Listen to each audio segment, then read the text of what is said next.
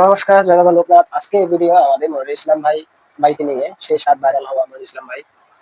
আমি আর ওনাকে স্টেট বলি যে আপনার ভিডিও দেখে আর হাসবো না, আপনার ভিডিও দেখে আর বিনোদন নেব না। আপনার ভিতরে যে এত কষ্ট লুকিয়ে রেখে আপনি যে মানুষকে এত বিনোদন দিতে পারেন, এত হাসাতে পারেন, আপনাকে না দেখলে বোঝা যাবে না। আর আপনার ইন্টারভিউ টিপিএ স্যারের সাথে যদি না দেখতাম, তাহলে মনে হয় বোঝা যেত না যে আপনি যে কত একজন বড় দুঃখী মানুষ। শুধু এটাই বলি, আপনার জীবনের সাথে আমার জীবন প্রায় মিল। শুধু আমি আপনার মতো খিদের জ্বালা, ক্ষুধার জ্বালা, কাঁচা তরকারি খেলে সেই খাবারটুকু আমার ছিল। আপনার মতো আমি পুরান কাপড় পরি নাই, কাপড়টা আমার ছিল। কিন্তু তারপরও কোথাও জানি আপনার সাথে আমার অনেক মিল, অনেক অনেক মিল। অনেক কষ্টে বড় হওয়া একজন মানুষ, এইভাবে আছি লাঞ্ছনা ভঞ্চনা নিয়ে, এখনো আছি।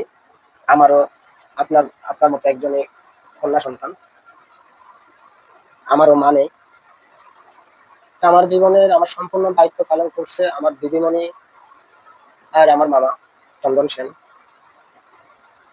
আপনার জীবনে দায়িত্ব পালন করলো আপনার খালা, আপনার নানি। হ্যাঁ, আমিও আপনার মতো মাটি গরু নিয়ে যেতাম, চাষ করতাম খুব অল্প বয়সে। আপনি যেমন খেলা করার সময়টা ছিল না, আমারও ছিল না, আমারও ছিল না। তাই আপনার গল্পের সাথে আমার অনেক গল্প মিল।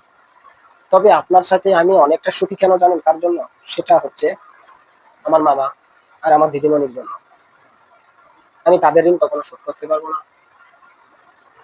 কখনো না। আমি এখনো আমি এখনো আপনি কষ্ট করে যে জায়গায় আসছেন, যে পজিশনে আছেন, আমি ওরকম পজিশনেও নাই। তারপরেও আপনার ভিডিও দেখে একসময় হাসতাম, কিন্তু সেই হাসিটা হয়তো আমার আর হবে না, আর আসবে না। যখনই আপনাকে দেখি বা ভিডিও দেখি আপনি কাঁচা খাচ্ছেন, তখন আপনার ক্ষুধার কথাটা আমার ভিতরে মনে পড়ে যায়।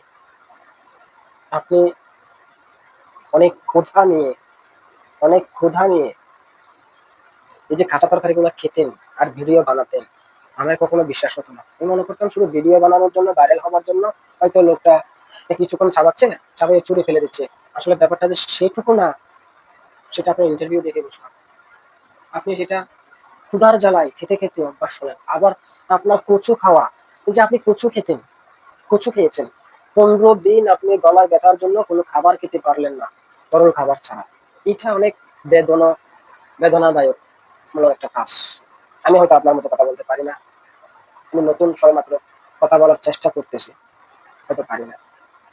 আমি আমার গুরুদেবের কাছে প্রার্থনা করব যে গুরুদেব আপনাকে আরো আরো আরো আরো উপরে নিয়ে যান, যাতে আপনি আরো সুখী হতে পারেন। আপনার কষ্টগুলো যাতে আমার গুরুদেব ভাগ করে নেয়।